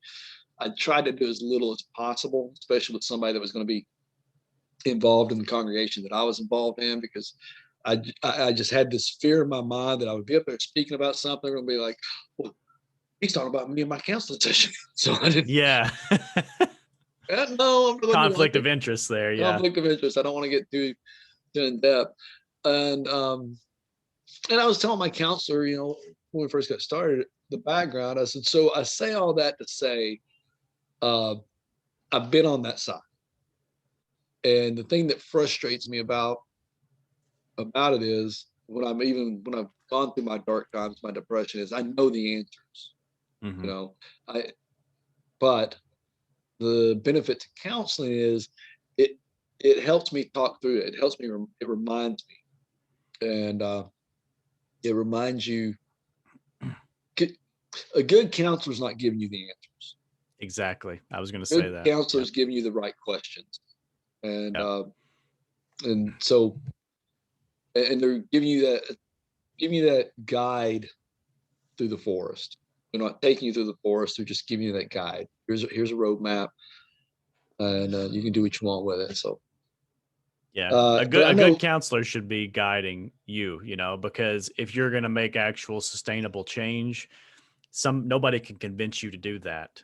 They can right. show you the way, but then you have to be the one to decide for yourself. It has to be a good idea for you. That's the only way you're ever going to make any kind of significant change. Right. And I had that discussion years ago. This girl was talking about, was in Washington State. And she's like, I wish I could quit smoking. I said, well, you can. No, I can't. I've tried. I can't quit. I said, yes, you can. She says, no, I've never been able to quit anything in my life. I said, you still shit in your pants?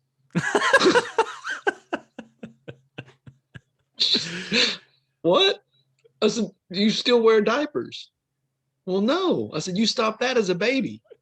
Here you are, a 30-something-year-old woman, and you can't quit smoking? Yeah. All that said, I do smoke, but you're right. Until you want to make the change in your life, it's not going to happen. Yeah. And as life gets more complex, we try to get more settled in, I think, and you dig that hole and you get down in it and you think, this is my life, this is where I am. And hell, I can't change this. I mean, I quit smoking, leave Athens, Tennessee, go into the Marines. I can't do that. I'm here. This is my world. This is my bubble. And And the people around you confirm that bias. Oh yeah. Oh yeah. Absolutely. It's the whole crab in the bucket. You ever heard that crab in the bucket analogy? Crabs in the bucket. Yeah. That's what it is. Have you read Hillbilly Elegy or seen that movie yet? No, I've heard about that a few times. I'm gonna write it down. Yeah, write that down, and you'll be like, maybe my life wasn't that fucked up. I get it. Yeah. You'll be like, I get it. Well, you are bought. It's interesting because you're bought into your own reality or your current reality, but other people are too, and there are the people that love you, the people that care about you, even the people that hate you. Sometimes they have a vested interest in you staying exactly where you are. Yeah. And, that was one thing that was hard for me to kind of shake that off is, I started talking about my political transformation and got derailed, but that was a big step for me because, when you have made your thoughts public, it doesn't matter if from birth you've been buying into whatever your family thinks, because that's Right. what I had doing. People have a vested interest in you being who you are. You're Grayson Black. You believe what we believe, and we accept you for that, especially in the South, because the South's a very traditional place. It's Right. it's a very tribalistic place. And if you're not one of us, then you're an outsider. But it was the same thing with leaving too. Yeah. I mean, people had a vested interest in me staying there. They wanted to be close to me. They wanted to know what I was doing. They wanted to check up on me. So, both of those things, you have to kind of say, okay, I have to make this change regardless of what other people want me to do. So you're right. You're very much right about the tribalistic thing here, because I mean, there are families here who's been here hundreds of years. Oh yeah. And that was something people didn't get in the Northwest when I would talk to them about going to decoration. And for those of you who might be watching, decoration in the South is every spring. The churches have graveyards around, and they all have certain days or certain weekends where everybody who's got people buried there shows up, and they put flowers on it, and they have food, and they eat. It's a thing, and we do it. And more than likely, anybody buried in that graveyard is probably related to you in some way. That's just the way it is. It's true. But you're right. People have a vested interest in you. Well, you have a vested interest in you being who you truly are, and people have a vested interest in you being who they've got you to be. So this is going to be. And I think sometimes that gets in the way.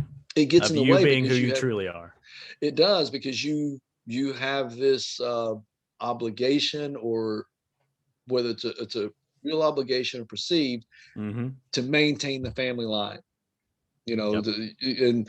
and you don't want to disrespect the family or the traditions, and there's sometimes you'll do things and they're like, oh, so what we taught you wasn't good enough, or you're too good to work how we work. No, it's not that I'm too good. It's not that. It's just I need this for me. So this will be the first time I've said this. There's a lot of firsts in this podcast. This will be the first time I've said this publicly. I recently made a huge transition. So I used to be a Southern Baptist pastor. And it's not that it's not that I got mad at Southern Baptist or Christianity or anything like that. I just started doing some deeper diving studies and stuff like that, because that was something that I used to it just done a lot for me as far as the study. And I'm like, that's how I get nerdy. I get nerdy going into a lot of things as far as scriptural or things faith wise. In doing so, I got to the point where I'm just like, I can't believe the New Testament anymore. And I can't be a Christian anymore. And I'm more leaning towards Judaism and the Old Testament. I put more into the Old Testament than I do the New Testament. There's just a lot in the New Testament that I found out about. And I'm just like, I can't do this anymore. And let that come out public. Yeah. Yeah, dude, once that came out public here, and not as public as this is, but once that came out public, you talk about a backlash. Oh yeah. Huge backlash. And that was a huge transformation. But I had to do it for me, because I couldn't sit here and keep that a secret anymore and say, no, this is why I don't want to go to your church. I finally had, because it was holding me back. So I finally had to just say no and let it be known. Well, I mean, I'm on a similar trajectory, and this will be one of the first times I've made this public too. But, I mean, at this point, I do kind of consider myself to be borderline agnostic, and not because that's a hard line thing, but because I don't ever want to mindlessly believe anything. Right. I don't ever want to believe anything because that's what the people around me believe, or because that's what my family believes. So I consider myself, from a religious or a spiritual standpoint, to be a seeker. I want to truly understand Christianity and all the denominations in Protestantism and even Catholicism, instead of mindlessly following them. But I also don't want to be even in that large bubble and discount all of the other religions that people legitimately grow up in and never stop believing in until their death, just like a lot of Christians do. I don't want to discount all of those and never discover what that actually means. And I'm sure in some of your studies, you have explored a lot of those other religions. And that's something that, I guess is just a hobbyist or a personal exploration that I want to explore before I land on, hopefully before I die, I find one that I actually do believe in, and really want to get behind. And maybe it will go back to Protestantism, and I will, get back kind of on that train. But right now, I would consider myself a seeker for sure. Well, the thing I like about the Judaism is they don't proselytize, and if you don't believe the Jewish faith, you're not destined to hell. They don't think that you're a Buddhist. Okay, were you a shitty person? Well, you're not. Oh, well then, okay, you don't have to be Jewish. That's the way they are. And even like and there's a debate as whether or not Buddhism is a religion or not. It's definitely a philosophy. It definitely has some religious undertaking, but it's the same way. Okay, you don't have to be a Buddhist. You can do what you need to do, but don't be a cruel person, which I think is a pretty good rule in life. Just don't be a cruel person. Be someone who's nice. And on top of that, one of the teachings in Judaism is a phrase called tikkun olam, and I'm sure I butchered it, but it basically means make the world a better place. So if you just did those two things, don't be a shitty person, and make the world a better place. And you don't have to do something huge to make the world a better place. It's as little as, you got that kid an ice cream. Yeah. you know? Well, and sometimes making the world a better place means making yourself a better person. Well, Because yeah. if you're a shitty person to everybody you meet and you project that out into the world, whether you're going to Zaxby's every Wednesday or whatever, then you are adding negativity into the world. So, kind of like, I'm not a scholar in Buddhism, but I know a lot about it is self-fulfillment and trying to be a better person within yourself. And that is how you contribute towards a better world, Well, and that's the yin and the yang of it.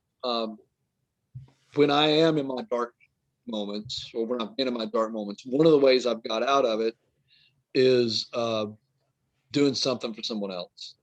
And even though I'm still not liking myself, right? I'm going to go out and do something, and that makes me like myself better. So it's that yin and the yang there, that energy that you put this out into the world, and this world puts this back into you, and it supports you. So yeah, if you're a shitty person, what's that one phrase? There's that guy Jordan Peterson. You ever listen to him? No. Man, I don't know. Gosh, you gotta find out Jordan Peterson. I'm taking notes, man. He's a clinical psychologist that blew to stardom on the internet a few years ago because of a political stance he took on free speech in Canada, and end up touring the world doing lectures, and people are coming to his lectures. But one of the things, and he was talking about the activists because he taught at university, and he talked about the activists and all that stuff. And he's like, if you want to change the world, start with you. I mean, who's going to listen to you? You're a university student. Start with you first. Make up your own damn room before you come out here telling the whole world how to have their room. And there's some truth to that. You got to start with you.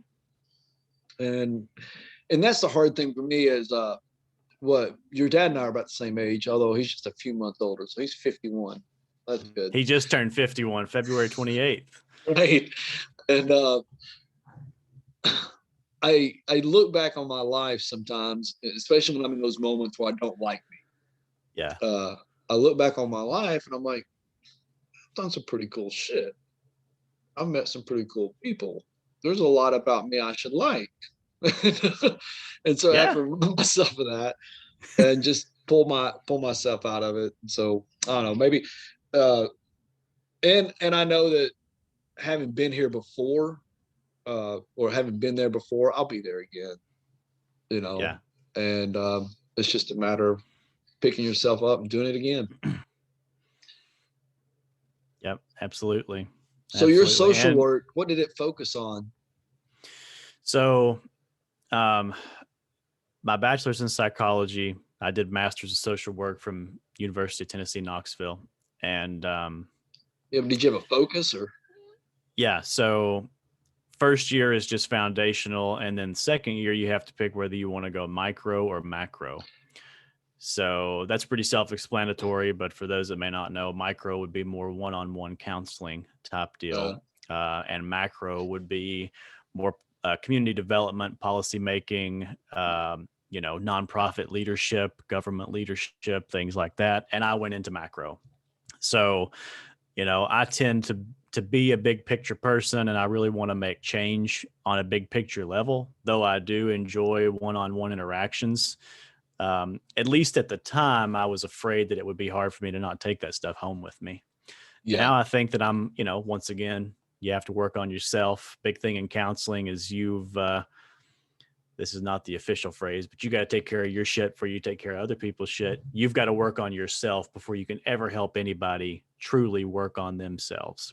Well, I'd heard once that it's kind of I don't know if it's an unspoken rule in therapy, but that therapists have therapists. You have to. Yeah. Yeah. And you can't accept it.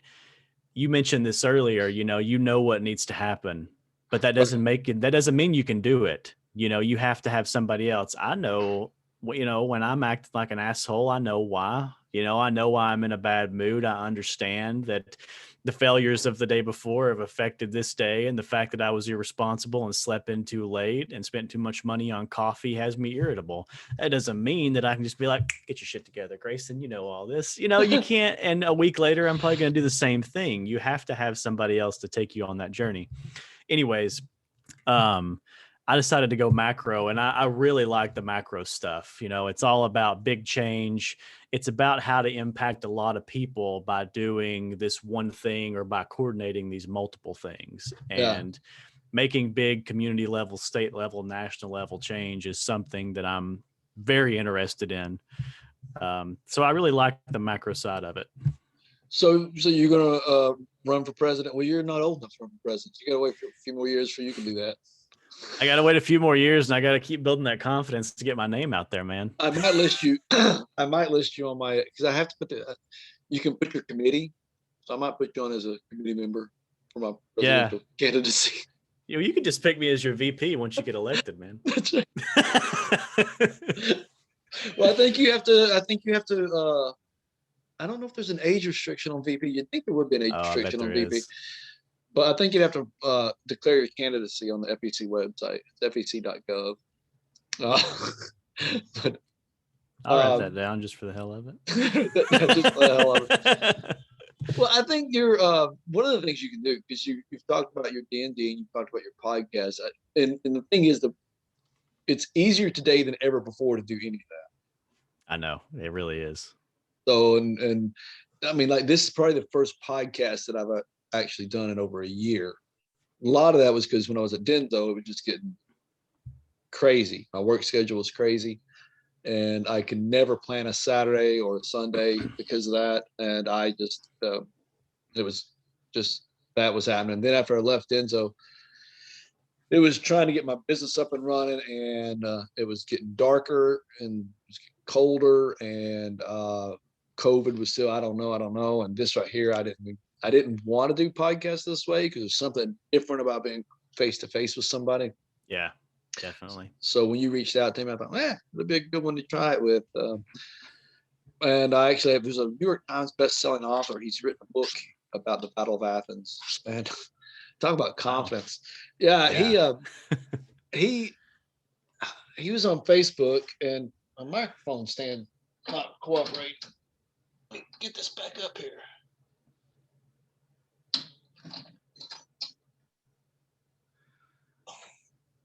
Beauty about doing this shit. Yeah, you're reminding me that I need to set mine up. I've got it on the old stand, and I have a stand just like yours, but I got this new headset for Christmas, so I've not been using this one as much.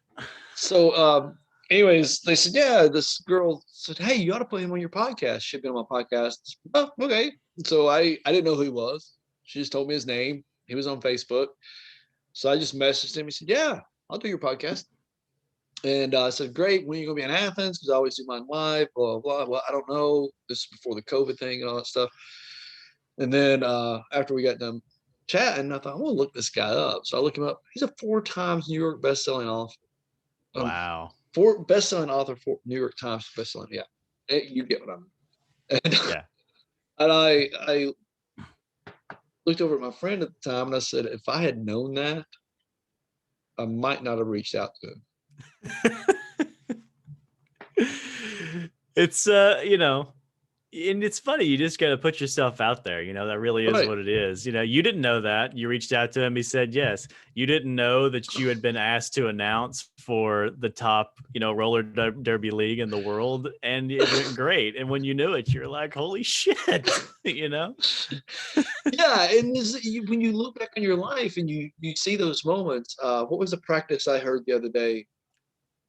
Instead of writing out a to-do list, write out an I did list. So at the end of the day, you just sit down and get ready for bed, write out the things you did that day. And it's a good reminder that, oh shit, I actually did some things that might have made a difference in somebody's life. And it could have been just something as simple as, I helped a lady put her stuff in her car, an older lady. Well, that probably made a huge difference in her life. Or I talked to that random guy at the coffee shop because, he probably needed somebody to just bullshit with her a little bit. And then the other thing was is 10 ideas. Is, every now and then just sit down and whether it's no matter what it is, just write down 10 ideas. And but back to the I did list versus the to-do list, he said the to-do list depressed him because he never got everything. You just write out this big to-do list, and then the day you look at it, you're like, well, shit, I didn't get anything done. He said, where when I got Yeah. it, at the end of the day, when I wrote down my I did list, well, shit, I got some things done. Yeah, a to-do list kind of works in your professional life, but it can be, it's unnecessary pressure in your personal life. That's not you're not going through life in your personal life ticking off goals. It's not the same as sitting at a desk or being in the work zone and knowing what you need to get done. It really is more about goal setting and looking at what you did compared to what you would like to do. And I Right. think, looking at it, like you said, from 10 ideas, like an idea perspective is much better than I have to do this and buy these things and talk to this person and do that. It's too narrow. Well, somebody asked me a few months ago, and I had to think on it for a while. Uh, what's your 5-year goal? I'm like, I've never been this guy that set goals like that. I've just always been this guy. This is what I want to be. This is who I want to be. Uh, so I've really been pondering: do I need to start setting goals more often, or do I just set this concept of who I want to live and be like? That's why I left the factory. It sucked the soul out of me. If I could have my dream life, it would be doing. Ever since I was a kid, I've wanted to do really just one thing: be on stage behind a microphone in front of a camera. That's all I've ever wanted to do.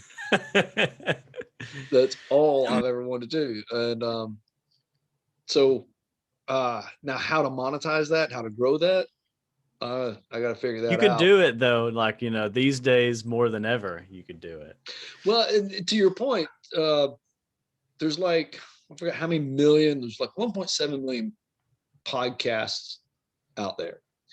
Of those 1.7 million, only about, I think it's 300,000 are regularly updated. So, and I forgot what percentage of those, when I say regularly updated, in other words, they've updated at least once within the last 90 days. These are the stats I heard today, but I heard the other day, don't quote me on them, I could be wrong. But the guy's point was, it's easy to look at the 1.7 million and say, oh, it's super saturated, you can't get in there and make a difference. But when you dig down into the numbers, you realize only 300,000 are actually doing anything. Yeah. And I kind of hate this word because it's how it's used in pop culture, but it's like, it's all about the grind, Yeah. You have to find what you want to do and do it no matter who's listening or who's watching. And the fact that you have kept doing it is what is going to build stuff. I used to watch PewDiePie a lot. He's a YouTuber. It's hard not to know who he is at this point, whether you watch him or not. Right. I think he's still the top YouTuber. There was a couple people on his tail, but he's over 100 million subscribers now. And if you go back and watch his early stuff, he was clearly just doing it for him because he wanted to do it. It looks like shit. It sounds like shit. And it's from so long ago that, it looks like it was done on a potato, but he built from that because he loved doing that thing and because he was willing to make stuff on a schedule to try and build what he was trying to build, his name and his recognition and his channel. And now he is where he is, Oh, Joe Rogan. He did that for years before it blew up. And you go back and look at some of his earlier stuff, and it's literally a laptop camera set up on a coffee table and him and his buddy leaning up against the couch talking. Well, and he's one of those people that have outgrown what he started. It's almost weird to think about the fact that he was the host of Fear Factor. People are like, what the hell's Fear Factor? Joe Rogan he's outgrown that. Yeah. Joe Rogan's podcast has bigger, name recognition probably these days than Fear Factor does for a lot of people. Oh, he does. But you're absolutely, there's some things you can skip the line on, right? Though, like getting that interview with that New York Times bestselling author.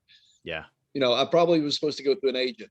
I probably was supposed to contact, blah, blah, blah. I skipped the line. Mm-hmm. Need to do that again and get back on now that I'm more confident doing this. And there's some things you just do the work. You do the work, not because you're expecting immediate gratification, but because you enjoy it. One of the ideas I had for the podcast was to find a local business, a restaurant, a bar around here. Just set up my equipment, set up an extra microphone, and talk to everyone to come by and sit down and talk. Yeah. Swing on by. I'll be live down at blah blah blah on this date. That's such a cool idea, man. Yeah, and I thought, well, what I want to talk about when nobody's there? Well, I can find stuff to talk about when nobody's there, but I thought I'd bring in the Daily Post-Athenian. I can read and do commentary on the Daily Post-Athenian. Then all of a sudden your dad shows up. Hey, have a seat. What's going on? One of the funnest podcasts I did was I had gone down to Chattanooga at the comedy show down there, the comedy club down there, and I had gotten us tickets up front because that's the table they shit on, right? So I got front tickets, and the comedian's name was DJ Lewis. Did a great show. The entire group that night did a great show, but the headliner was DJ Lewis, and afterwards, and they picked on us. We went back and forth a little bit. And then afterwards, we're getting ready to leave. I said, hey, well, let's just go tell the comedians thank you. And the group, I was like, can we do that? Well, they're standing right there. If we couldn't do it, then it took them out of we go over there, we thank them, we talk to them and stuff like that. Well, the next day I thought, I want to put that guy on my podcast because DJ Lewis has an interesting story. He'd been in prison for years for methamphetamine and stuff like that. And that's part of his show. And it's an amazing story.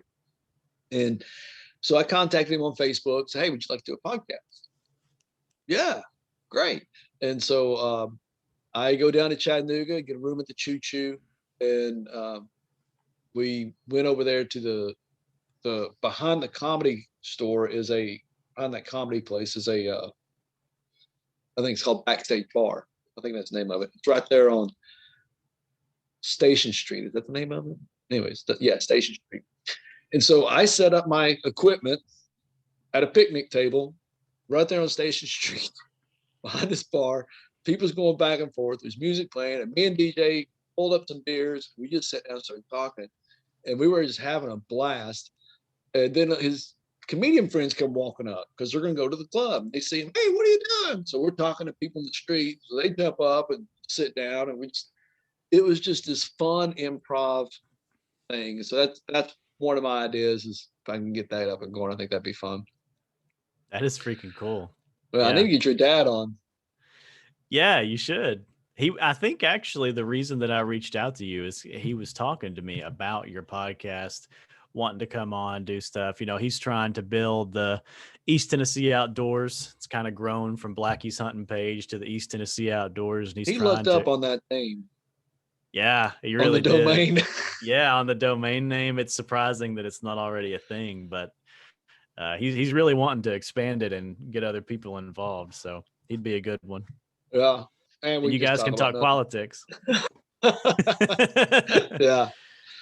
I wanted to go back, Scott, to what you said about the 5-year goal, because that was interesting. I wanted to say that, when I was going through school and everything, I had like a 5-year plan, 2-year plan, whatever. And, I was still very much in the mindset of, okay, I got to do what mom says I need to do. I got to do what dad, grandparents, what the family wants me to do. I got to go to school. I got to get a degree. I got to get a job. I got to find a girlfriend. I got to get married. I got to get a house, all that shit, The American dream. But yeah, exactly. But I mean, recently, obviously with all this that I've been doing, I've realized that the 5-year plan, that idea is one of the things that made me feel trapped. It wasn't just the place, it was the idea. And I almost feel like this could just be me. I'm sure some people find security in a 5-year plan. Yeah. But for me, it makes me feel trapped, and it almost goes against like human nature. What you said about, I want to be like I'm looking more towards who I want to be than what I want to be. Right. And I think that's much more the mindset that I'm in now and that I've tried to forge, is not trying to hold myself accountable and lock myself in to, drive as fast as I can towards meeting that 5-year goal and ignoring everything else that may try to hinder me from that. More trying to be like who I want to be. So I like that you said that. Yeah. And then I was struggling with that because there are times, where I get this feeling like I'm not making a difference. Uh, I don't want to be the guy that gets up, goes to work, comes home. I want to be making a difference. And the times I felt most alive in my life is when I feel like I was doing something that made a difference, and I enjoyed that. And so you got to create that. It's not just something knock on your door. You got to create it. And so that's, for me, that's part of what this podcast was when I first started it. Was somebody's like, well, because I always get this question. So what's your podcast about? I just talk to people that interest me about things that interest them. I mean, the girl up in Nyota that won Miss USA, Ashley Ingram. Ashley Ingram. Okay, I got to talk to her. I brought her in. It fascinated me. I knew nothing about pageants. I knew nothing about any of that. And how does this girl from Sweetwater you get to that level? Well, I have to call her up and find out and sit down and talk to her. And so that's what my podcast is about.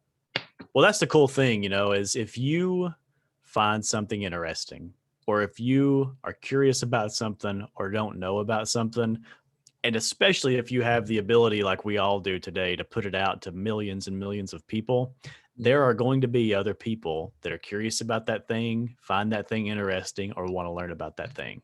And I don't know how they find me.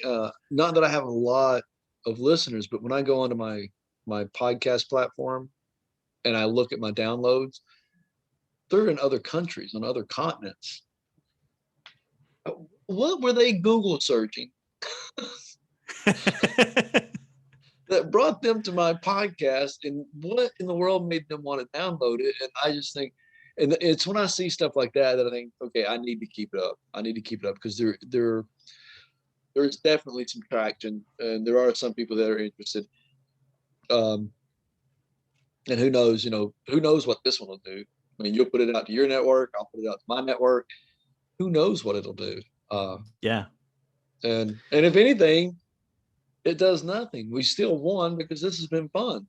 This has been fun. Yeah. I mean, we're going on 2 hours and this conversation has not been boring once. So, I've done some that were 3 hours, and it got to the point where I was going to have to pee. And intermission. Yeah. This was a live. I mean, he was sitting in front of me, so it's not like I can take a bottle and just sit here pissing. And I told him, I said, look, we're getting on 3 hours. I'm going to have to be more respectful of your time. He said, what?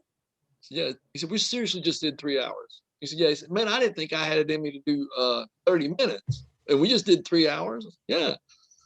So, and that's the fun thing about it. You get to interact, you get to talk about different stuff. I mean, think about the different things we've talked about. Because you asked me, do I need to prepare for anything? No. I didn't have a list of questions. We've talked about some pretty heavy stuff. We've talked about some pretty light stuff. I think it's just been a great conversation. Yeah, well, we sat down and rolled right into it to the point that I had to look up and make sure we were recording. I was like, we just got right into this damn thing. I know, and I had to look and be like, oh shit, I should record this. Well, that's the great thing about it. This format, gosh, you got me wanting to do this more. I actually talked to the Lighthouse. Do you know anything about the Lighthouse here? Yeah, so I was still in Athens, and pretty closely affiliated with Tennessee Wesleyan, and I was in Kiwanis at the time. So I was kind of involved when they started it up, but I've not got to see any of the results from it being going for a few years now. Well, I was talking to them being what's her name? It doesn't matter. And you can rent co-working space there. Mm-hmm. So you can either do $10 a day and drop in and use their Wi-Fi and use that public space, So I was thinking, well, maybe I should do that. And that'll give me a place where I can go to do some writing. That'll give me a place where I can go and maybe do my podcast from time to time. And so I was actually looking at renting one of their offices, which is not that expensive. But what I didn't like about the offices was there were more cubicles. So if I'm in there doing this, it's going to be pretty, Oh yeah. it wouldn't be that private. Oh, Lisa Dodson. So I was talking to Lisa about it. She said, "Oh, well, we've got this," and she took me over there and showed me the sound booth. They've got a sound booth in there, so I can go in there Wow.